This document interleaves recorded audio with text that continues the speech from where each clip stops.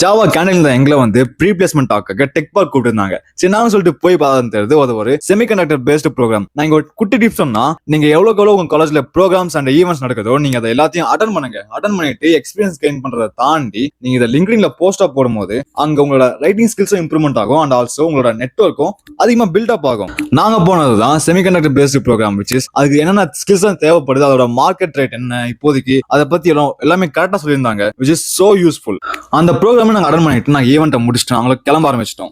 And மதியம் பேட்சுக்காக என்னோட காலேஜ்ல வந்து எங்க கிளாஸ்ல வந்து ஏற்கனவே யூஸ் பண்ண போர்ட்லயே நாங்க மறுபடியும் ப்ரோக்ராம் பண்றதுனால நாங்க முன்னாடியே கிளம்பிட்டோம். ஸோ கிளாஸ்க்கும் போயிட்டு இருக்க ஹார்ட்வேர் வச்சு நாங்க டிஃப்ரெண்ட் ப்ரோக்ராம் லைக் வேற மெத்தட்ல நாங்க கோட் பண்ணி அதில் நாங்க அவுட்புட்டும் எடுத்துட்டு நாங்க இந்த நாளை நான் சிறப்பாக முடிக்கிறேன்.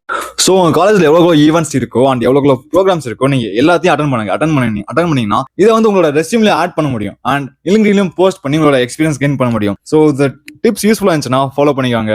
அடுத்த வீடியோல பார்க்கலாம். Until this is SJ Vlogs. போயிட்டு வரேன்.